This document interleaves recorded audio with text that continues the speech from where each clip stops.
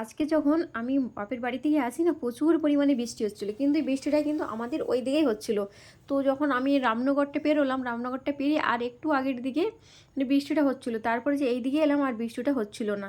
তো যাই হোক, বাড়িতে এলাম, ছেলেকে মানে খিদে লেগে গেছিলো, তো ইপি রান্না করে দিলাম, ছেলে এখন ইপি খাচ্ছে। আর এই যে দেখছো মুদিখানার সব বাজারগুলো, এগুলো কিন্তু আমার আব্বা করে দিয়েছে। এই যে মুদিখানার বাজারগুলো আব্বা বলে বলে দিল যে দোকানে, যে তুই কী কী নিবি দোকানে চলে যা, দোকানে গিয়ে তুই নিয়ে নিবি, আমি টাকা দিয়ে নেবো।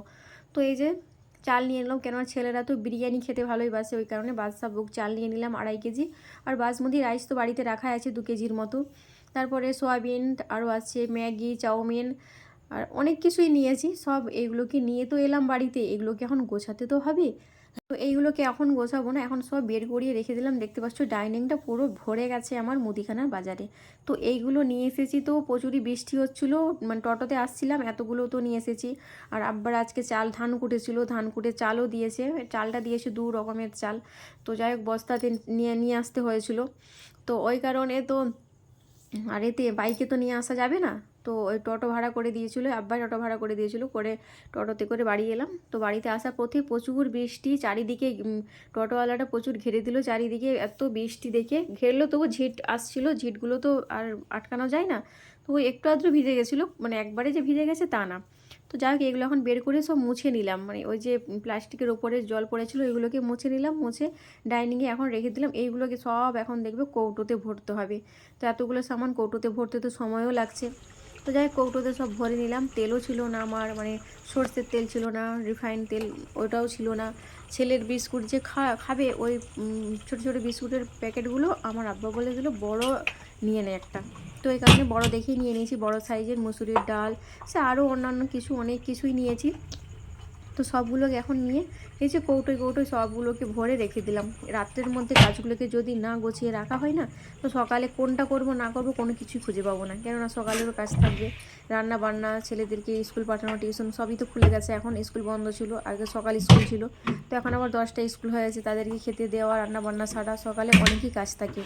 তো যাই হোক, ওইগুলোকে সব কৌটোগুলোকে তো ওই দিকে রাখলাম, রেখে এখন এই যে সাবান টাবানগুলো রাখা আছে, বাসন মাজা সাবান, হাঁড়ি মাজা সাবান সাবান, আর হচ্ছে গিয়ে গায়ে লাগানো সাবান, গোল্ড সাবান, মানে অনেক কিছুই সাবান সব এইখানে সব যেগুলো বেশি আছে ওইগুলো তো আর কৌটোতে রাখা হয় না, ওই কৌটোতে যেগুলো রাখা হলো না এগুলোকে এখানটায় রেখে দিলাম। এইগুলো এখন পরে ইউজ করবো, এখন আর ইউজ করবো না।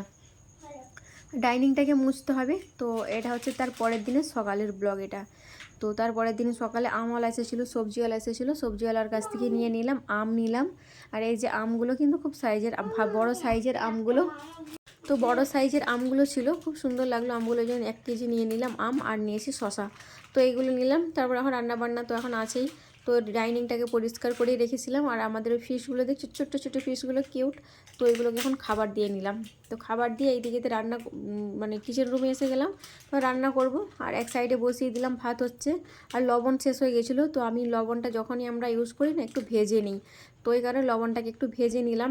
আর বর্ষার সময় লবণটাকে ভেজে ব্যবহার করাই ভালো, কেন বলো তো, মানে সে কেমন টাইপের নেতিয়ে যায় না, ওটা আর হবে না, খুব সুন্দর থাকে লবণগুলো। তো যাই হোক, আর এই লবণটাকে এখন ভেজে নিলাম। আর ওইদিকে তো ভাত হচ্ছে। আজকে কিন্তু পান্তা ভাতও আছে, কেননা কালকে যে ভাত রান্না করেছিলাম না, তো একটু পান্তা ভাত রয়ে গেছে। এই ভাতটা আবার কেউ খেতেও চায় না, পান্তা ভাত কেউ খেতে চায় না আমাকেও খেতে আর ভালো লাগে না। তো যাই হোক, আর এই যে গরম ভাত হয়ে গেছে। আর এই সাইডে তো লবণ গরম হচ্ছেই, ভাজা হচ্ছে। আর এই সাইডে হচ্ছে একটু পান্তা ভাত আছে। এই চালগুলো কিন্তু খুব সুন্দর লম্বা লম্বা চাল, সরু চালের ভাত। তো যাই হোক, ভাতগুলো ফেলতেও ইচ্ছে করছিল না, তো কী করা যায়, খেয়েই নিতে হবে। তো দেখা যাক, খাবার জন্য তো কোনো কিছুটা করে নিতে হবে। আর সেই দিনকে যে বাজারে রেখেছিলাম নিম পাতা নিয়ে এসেছিলাম, নিম পাতাগুলো ধুয়ে রোদে দিয়েছিলাম, রোদে দিয়ে রেখে দিয়েছিলাম, মানে গুঁড়ো করতে আর মনেই নেই। তো আজকে নিম পাতাগুলোকে ভালো করে রোদে দিলাম, সরি রোদে না, হালকা আছে একবারে ভেজে নিলাম, বেশ মুচমুচি টাইপের হয়ে গেল। তো হাতে করে এই করে আর এটা কৌটোর মধ্যে রেখে দিলাম, নিম পাতা মাখাটা খেতে বেশ ভালো লাগে। তো যাই হোক, রান্নাবান্নাগুলো সেরে নিলাম। তো রান্নাবান্না সারার পর রুমগুলোকে আজকে মুছলাম, কেননা এই কয়েকদিন অনেক টেনশনের মধ্যে ছিলাম, রুম কাজে কোনো কিছুই মন লাগছিল না। আর জানো তো, রুমগুলোকে পরিষ্কার না করলে টাইলসের ঘর কেমন লাগতে থাকে, ধুলোবালি কেমন টাইপের হয়, দেখতেও ভালো লাগে না। তো এখন ওই কারণে রুমগুলোকে মুছে নিলাম। মুছে আজকে ফিনাইলও ছিল না, ফিনাইল নিলাম, ফিনাইল নিলে ছেলেকে দোকানে পাঠিয়েছিলাম, ফিনাইল নিয়ে এসে রুমগুলোকে পরিষ্কার করে মুছলাম, ডাইনিং মুছলাম। মোছার পর দেখতে পাচ্ছ এই যে আমাদের মানে অসরা, আমাদের এটাই হচ্ছে রুম থেকে বেরিয়ে এটাই হচ্ছে আমাদের অসরা, এখানটাকে ভালো করে মুছে দিলাম ফিনাইল দিয়ে। তো মোছামুছি পুরো আমার কমপ্লিট হয়ে গেছে। আর মুছে গেটটাতে তালা দিয়ে নিলাম, কেননা যাবো স্নানে ছাদে। তো এই কারণে এখন গেটটাতে তালা মারলাম। আর এই সাইডে হচ্ছে মানে আমাদের রুমটা, কিচেন রুমটা। তো যাই হোক, আর এই রুমটাকে পরিষ্কার করে নিলাম। এই কয়েকদিন তো রুমের অবস্থা যা হয়েছিল, একবার এলোমেলো লন্ডভন্ড হয়েছিল যেন রুমগুলোকে।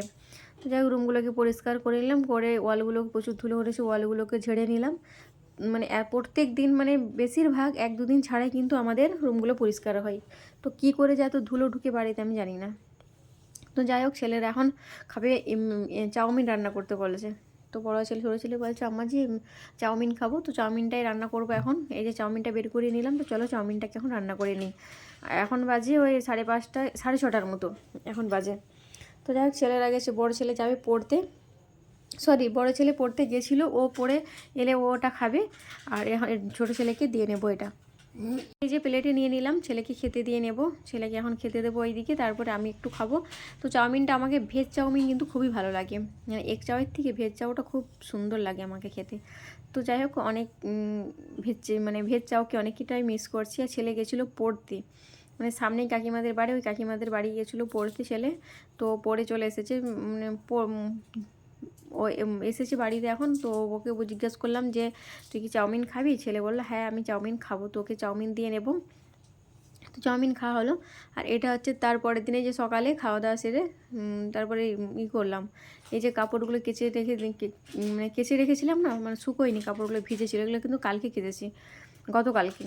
তো আজকে যে রোদ করেছে, তো রোদ করেছে বলে হালকা করে মেলে দিয়ে একটু হাওয়াতে শুকোবে, মেঘলাও করে আছে আর হালকা হালকা একটু রোদও করেছে।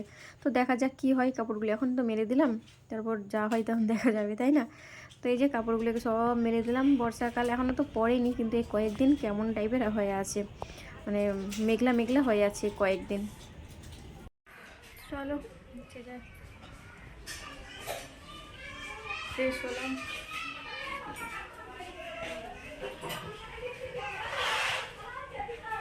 এটাতে কিন্তু 2 দিনের ব্লগ দেওয়া আছে, কেননা ছোটো কম কম করে মানে শ্যুট করা হয়েছিল। তো এই কারণে দুটোকে এক সাইডে, মানে একটাতে আমি করে দিয়েছি। তো যাই হোক, ডাইনিংটাকে মুছে নিলাম, চা বসিয়ে দিয়েছি ওইদিকে, চা খাবো।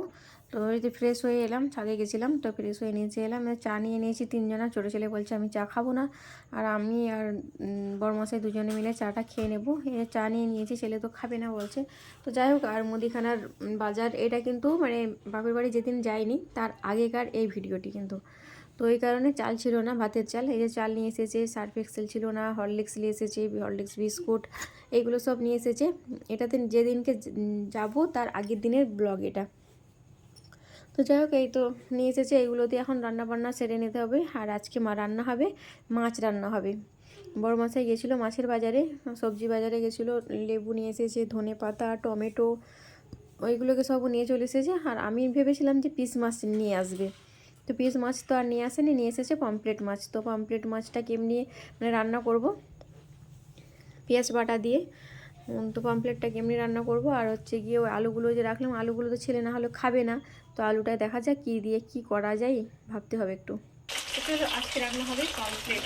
তো বড় মশলা পমফ্রেট নিয়ে চলে এসেছে, নিয়ে ও দোকানে চলে গেল। আর এই যে টমেটো, ধনে পাতা, এগুলো সব বানিয়ে নিলাম। আর অনেকদিন পর আজকে হচ্ছে পমফ্রেট মাছ, অনেকদিন পরে। তো আমি ভেবেছিলাম অন্য মাছ নিয়ে আসবে, কিন্তু ওই মানে পিস মাছগুলো পেলো না, এইগুলো নিয়ে এসেছে।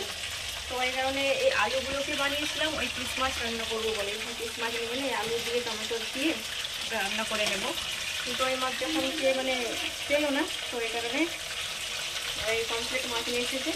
তো মাছগুলোকে ধুয়ে নিলাম, লবণ হলুদ করে নিয়েছি, ভাজা হচ্ছে।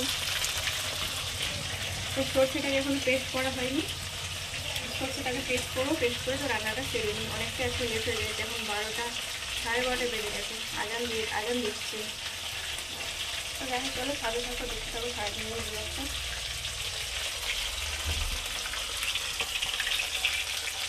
বৃষ্টি আজকে একটু বৃষ্টি হলো কিন্তু গরমটা খেয়ে রেখেছে, প্রচুরই গরম।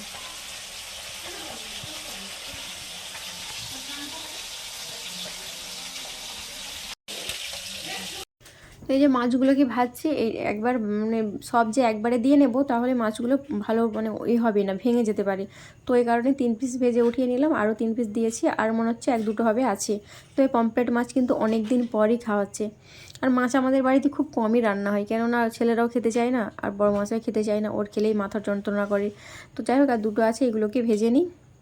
তো এখনও মানে মশলাটা এখনও পেস্ট করা হয়নি, অয়েল করছে। সর্ষেকে একটু ভিজিয়ে রেখেছিলাম গরম জলের সাথে, কেননা একটু তো ভালো করে পেস্ট হতে চায় না, তো এই কারণে ওই জল দিয়ে ভিজিয়ে রেখেছিলাম সর্ষেটাকে। তো চলো এখন সর্ষেটাকে পেস্ট করে নিই। তো মাছগুলোকে তো ভেজে উঠিয়ে নিলাম। এই যে আলুগুলো বানিয়েছিলাম, এই বড় বড় সাইজের আলুগুলোকে, তো আলুগুলো দিয়ে একটা তরকারি বানিয়ে নেবো, একটা রেসিপি করে নেবো। কেন বলো তো, এতগুলো আলু তো আর নষ্ট করা যায় না, ছেলেরা তো আলু না হলে খাবে না ভাত। তো এই কারণে চলো আলুগুলোকে এখন ভেজে নেব, ভেজে আলু, টমেটো আর মশলা টশলা দিয়ে আলুর একটা তরকারি বানিয়ে নেব।